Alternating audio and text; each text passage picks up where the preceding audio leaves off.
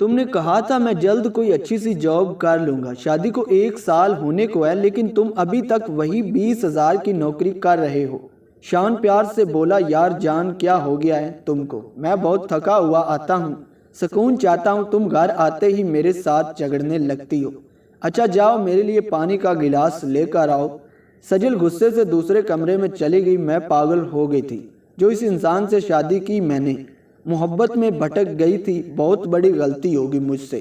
सजल बहुत परेशान थी, क्या करूं अब, मैं इसके साथ नहीं रहना चाहती, लेकिन इससे जान कैसे छुड़ाऊं। शान चीख करके बेड पर लेट गया। वो बहुत थक गया था, स्टील मिल में काम करता था, बहुत सख्त काम था, पढ़ा लिखा नहीं था, लेकिन नौकरी मिलना आसान आज के ज़माने में। सजल से मोहब्बत की शादी की थी।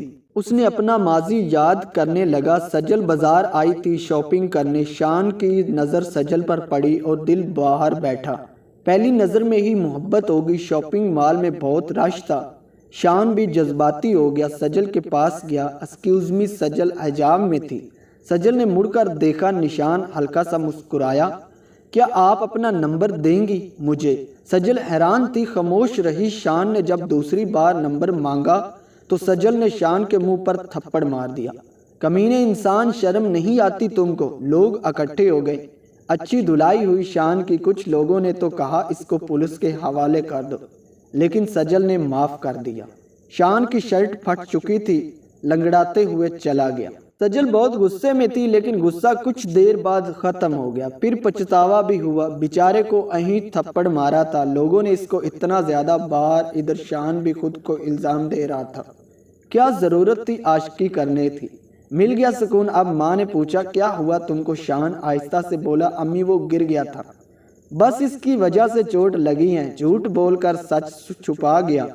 खैर दिन गुजरने लगे। इत्तेफाक यूं हुआ कि दोनों की मुलाकात एक बार फिर हो गई।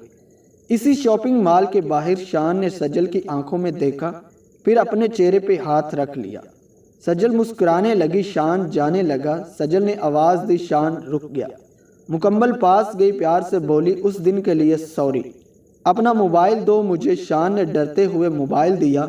सजल ने अपना नंबर डायल किया। कुरागर बोली, तुम अच्छे इंसान लगते हो। शान हैरान हो गया, ये तो कैसे मुमकिन है? जिसकी वजह से कुछ दिन पहले मेरी पिटाई हुई, वो आज खुद नंबर दे गई, जैसे किसी जुल्म या कहानी में होता हो। खैर उन दोनों में बातें होने लगी, कभी मैसेज कभी कॉल्स। दोनों में बेइंतहा मोहब्बत होगी। वो दोनों अब एक दूसरे के साथ जीना चाहते थे। शान ने एक दिन कहा, सजल मेरी जान, तुम इतनी खूबसूरत हो, गोरी चिट्टी, मैं काला सा, मैं गरीब आदमी हूँ, तुम्हारे बिना तो नहीं रह सकता, और ना ही तुम मेरे बिना, और मेरे घर में तो एसी भी नहीं, क्योंकि वो इससे बहुत ज़्यादा मोहब्बत करती थी। इसने कहा, तुम टेंशन ना लो, मैं अपने घर में बात करती हूँ, हम एक होकर ही रहेंगे। फिर इसने मुझे कहा कि तुम एक बार मुझसे मिलो, मैं तुम्हारे साथ अकेले में कुछ टाइम गुजारना चाहती हूँ। मैंने कहा ठीक है, तुम मेरे घर पे आ जाना, लेकिन उसने कहा नहीं, मैं रात को तुम्हें एक सहेली के घर बुलाऊंगी, आ जाना। मैंने कहा ठीक है, मैं आ जाऊंगा, मुझे कॉल करके बता देना। 5 बजे उसके बताए हुए पते पर चला गया। जब उधर पहुंचा तो मेरे होश उड़ गए। वो और उसकी सहेली आपस में टूर्नामेंट कर रही थी। मुझे उस वक्त यकीन नहीं हो रहा था कि ये दोनों इस किस्म का काम भी करती हैं, लेकिन मुझे बहुत ज़्यादा ताज्जुब हुआ और मैं चुपचाप जाकर बैठ गया। उसने कहा, मैं तुम्हारे लिए चाय बनाकर लाती हूँ। मैंने कहा ठीक है। मैं उसकी सहेली के साथ बातें करने लगा और वो मेरे लिए चाय बनाकर ले आई। मैंने वो चाय पी तो मुझे ऐसे लगा जैसे मुझे नींद आ रही है। फिर वो मेरे साथ प्यार भरी बातें करने लगी और मुझे नहीं पता चला कि कब मैं सो गया। काफ़ी टाइम बाद मैं उठा तो मैं हैरान हो गया कि मैं ये किधर पड़ा हूँ, लेकिन देखा तो वो दोनों जा चुकी थी।